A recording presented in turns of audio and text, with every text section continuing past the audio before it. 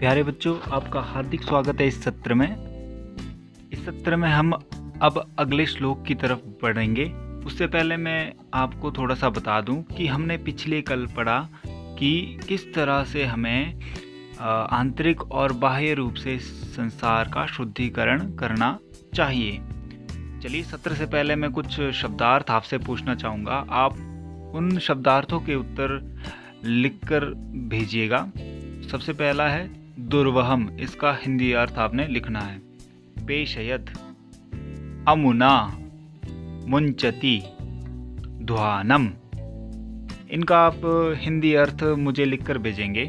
तो अब हम अगले श्लोक यानी चतुर्थ श्लोक की ओर बढ़ते हैं। तो चतुर्थ श्लोक में है कंचित कालम नय माम अस्मान नगरात बहुदूरम प्रपश्यामि ग्रामांते निर्झर नदीपयः पूरम एकांते कांतारे क्षणमपि मे स्यात् संचरणम शुचिपर्यावरणम। देखिए, इसका जो अन्वय हमने किया है, जिस तरह से हमने हिंदी करनी है, हमने उस तरह से इसका अन्वय जो किया है। तो माम अस्मात् नगरात किंचित कालम बहुदूरम नय। अगर आप थोड़ा थोड़ा समझ रहे होंगे तो आप इसकी हिंदी भी साथ साथ समझ रहे होंगे।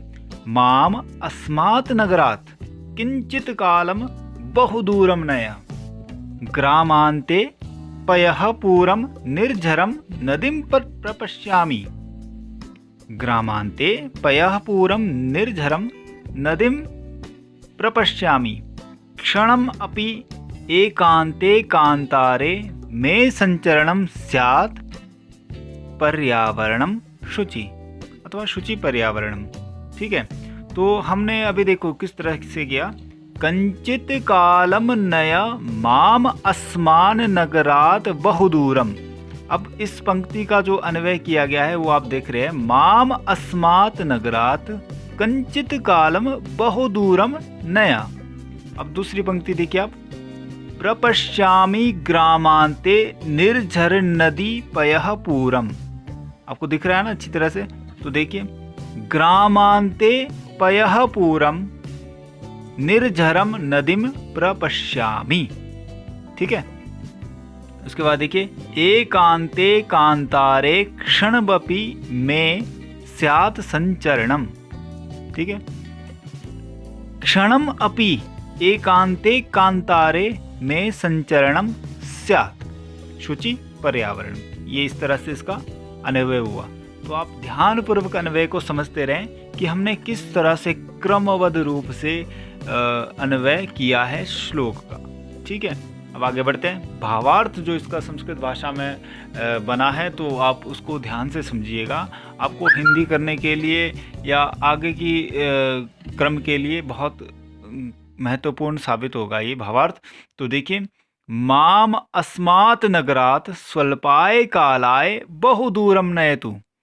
अब ये हमारा संबंध पिछले से ही है, जैसे हमने अन्वय किया। तो देखिए, अन्वय में देखिए, माम अस्मात् नगरात किंचित कालम बहुदूरम नया।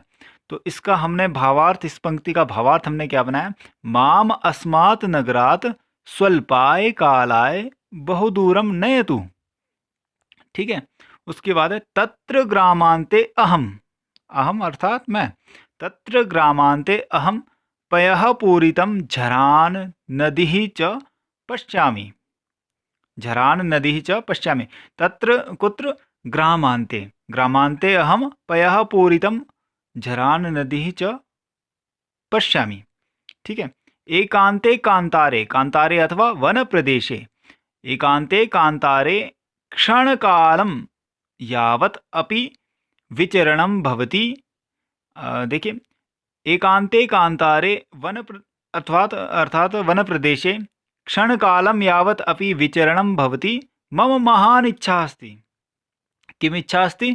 एकांते कांतारे क्षणकालम यावत् अपि विचरणम भवेत् अथवा विचरणम भवति मम महान इच्छा अस्ति, अतः शुचि पर्यावरणम भवेत्। शुचि पर्यावरणम। ठीक है, तो अब देखिए, हिंदी व्याख्या हमने जो की है। मुझे कुछ समय के लिए इस नगर से बहुत दूर ले चलो। आप इसी के साथ संबंध देखते, माम अस्मात् नगरात स्वल्पाय कालाय बहुदूरम नयतु। ठीक है, मुझे कुछ समय के लिए इस नगर से बहुत दूर ले चलो, जहां गांव की सीमा में जल से भरे स्रोत हो। स्रोत इसलिए ऐड किया गया है क्योंकि जल से भरे स्रोत, झरना, तालाब इत्यादि, ये सारे क्या होते हैं, जल से भरे स्रोत होते हैं जिसमें जल होता है। तो वहां झरने और नदी को भी जी भरकर देखूंगा। मतलब देखिए, वहां पर जो झरने हैं, नदी है, उनको जी भरकर देखूंगा। मैं एक क्षण के लिए भी एकांत जंगल में घूम सकूं, मेरी बड़ी इच्छा है। अब ये जो कवि है वो इच्छा कर रहा है कि मुझे कुछ समय के लिए इस नगर से बहुत दूर ले चलो, जहां गांव की सीमा में जल से भरे स्रोत हों, वहां झरने और नदी को जी भरकर देखूंगा। मैं एक क्षण के लिए भी एकांत जंगल में घूम सकूं, मेरी बड़ी इच्छा है। पर्यावरण पवित्र हो, अर्थात हम शुद्ध वातावरण या शुद्ध पर्यावरण की ओर जाएं, चलें। ठीक है, तो इस तरह से हमने हिंदी व्याख्या की इसकी। तो अब आप समझ चुके होंगे कि कंचित कालम नया माम अस्मान नगरात बहुदूरम प्रपश्यामि ग्रामांते निर्झर नदी पयः पूरम एकांते कांतारे क्षणमपि में स्यात् संचरणम शुचि पर्यावरणम। इस तरह से इसकी आप हिंदी करेंगे। ठीक है, तो आज का जो गृह कार्य आपको दिया जा रहा है ये आपके सामने है कि सबसे पहले आपका गृह कार्य क्या है कि श्लोक का पदच्छेद जो मैंने नहीं किया है तथा संस्कृत से हिंदी में शब्दार्थ आपने लिखने हैं।